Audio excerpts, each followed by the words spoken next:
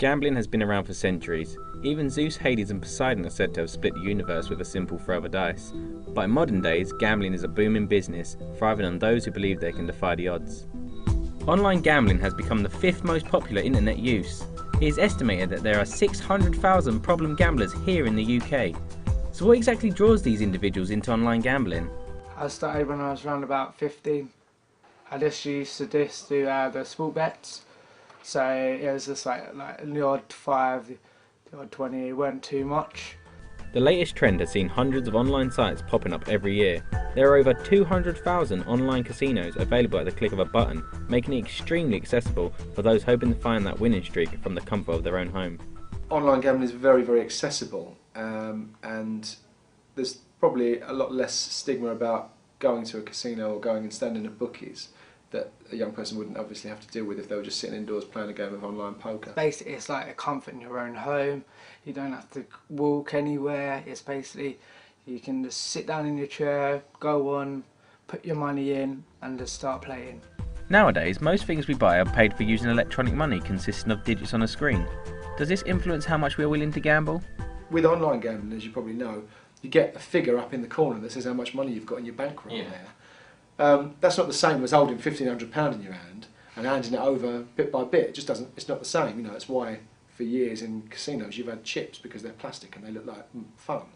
You know, it's not real physical money because then it means so much more to you. You can easily just keep depositing in, keep depositing, and you don't kind of psychologically think of how much you're actually losing. In today's consumerist society, people are always looking for a quick fix solution to improve their finances. But is money really the only objective, or is there something else that the gambling has to offer? You speak to people who've won, they say to you, I won £3,000 the other day, then I went in the following day and lost it in 20 minutes.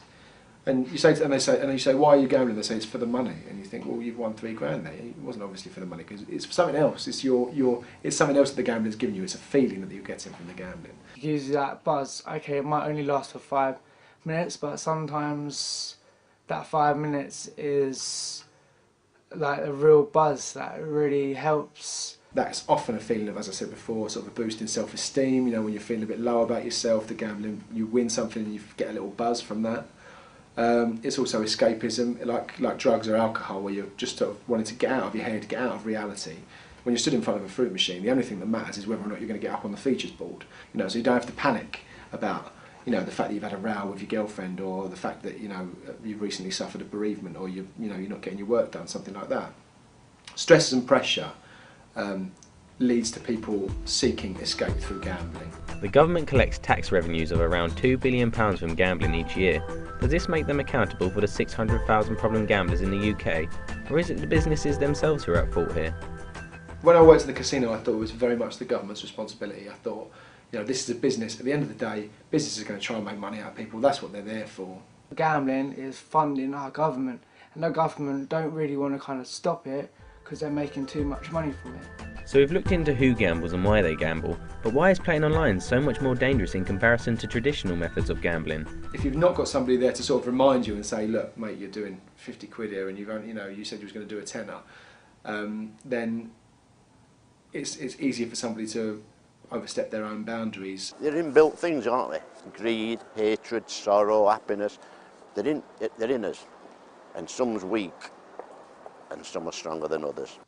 Just recently I went to my mother's house and I holded a knife to her and said I wanted for her to give me money. So how can both the businesses and the government work together in order to prevent this rising number of problem gamblers? I give them the advice to be vigilant of themselves and to recognise that, you know, gambling's fun, absolutely, and they should be they should enjoy it. And when if it's getting to a point where they're not enjoying it anymore and it's starting to become stressful or provoke anxiety in them, they need to start thinking about what role the gambling is taking in their life. It's just a reflection of the society today, but try not to get sucked in because it's the rich getting richer at the expense of the poor.